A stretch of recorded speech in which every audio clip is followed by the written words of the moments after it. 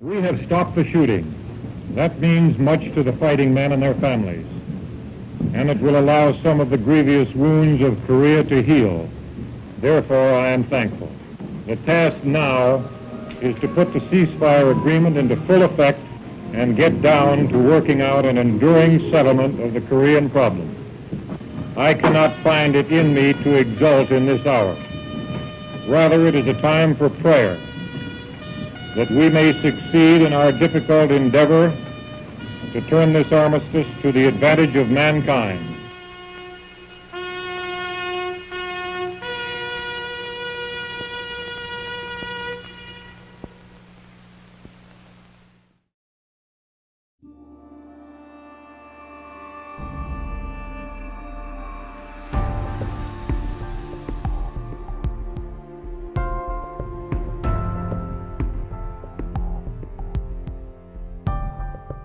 You know, there's a large number that are missing from Korea. There's about 8,000. There's even more from World War II. But with Korea, we have a lot of the family members. So sisters, brothers, spouses may still be alive. And if we can identify them before, we lose them also, that would be really great. We're gonna wait and we'll watch that. Set of remains, full honors, go out the door and go home to their family. That's what keeps us going on those days that you're just like, you want to pull your hair out. To be able to be a part of these men's stories in such a profound way, and to be able to bring that peace to the family it's a great feeling. I feel like, to some extent, I owe my life to the service member who lost their life in North Korea. North Koreans by the tens of thousands flocked to the dock area to plead for evacuation. From this one area, more than 90,000 North Koreans deserted their homes rather than return to the life they had experienced under communism. My grandparents were on the U.S. Navy ship when they evacuated from the port of Hungnam right after the Battle of Chosin. So 98,000 civilians were on that ship, and there were my grandparents. And most of the K208 remains actually come from the Chosin area. So to me, it's like my grandparents survived when those service members died in the Chosin reservoir. And I am here to identify those guys to send them back to their families.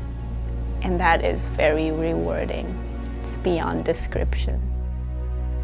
We're doing great work right now between our recovery efforts, between the Korea Forward element, our permanent investigative presence that we have in South Korea, our planning for North Korea. As soon as North Korea opens up, we're ready to go in there and set up 2 base camps and 2 recoveries and just go full speed ahead to start bringing those 5,000 or so back in North Korea back to the United States. So yeah, we have a lot of different things going for us right now in the Korean War, so I'm definitely looking forward to the next 5 years.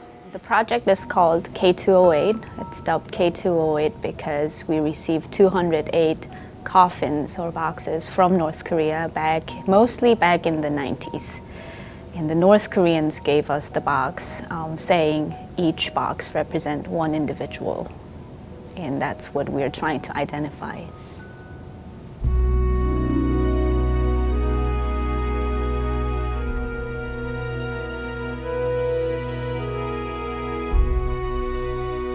We're chartered with trying to conduct research and analysis, and then eventually an investigation on site to find and repatriate U.S. service members that are unaccounted for from the Korean War.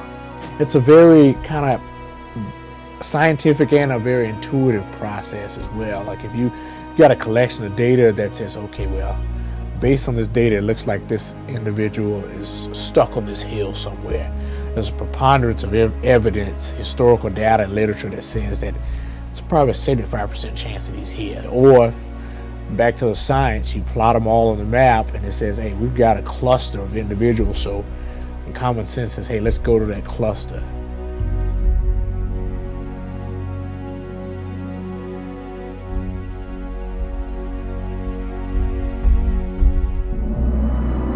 All of the Korean War unknowns are buried here on Oahu at the National Memorial Cemetery of the Pacific. Originally, there were 867 sets of remains that were buried there. And our project has been going on, really the main portion of our project started in 2005. And since then, we've had 26 exhumations out of the punch bowl for Korea, and we've had 22 identifications. So we have 3 historians that really do a lot of the background research for us. So it's really a multidisciplinary approach that we're using. It's a little bit different in that, these are remains that have been looked at previously and have gone through an extensive process back in the 50s of trying to identify who these individuals were, and they were deemed that they were unidentifiable and then buried with military honors at the punch bowl here. We are starting to work up lists that give us an idea of who they could possibly be. So that's where the historians come in. We come in that first part of the process. Is we look at unresolved casualties, recovery locations, and then we try to cast that net as wide as possible for the first time, and then say, all right, what's the best chance of, even if it's just a, slight chance that this guy could be in this area, we want to include him for that very first list. What we can do from our research is kind of rebuild, almost kind of put the battle back into context in Korea. Between us and K208 and our field recoveries, the list of guys that we have to compare against the unknowns is always shrinking. It always is.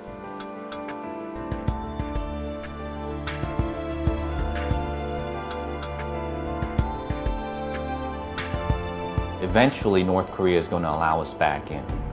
And right now, things are on a hold, but as soon as that floodgate opens, we'll be seeing more. We'll be seeing more Americans coming home.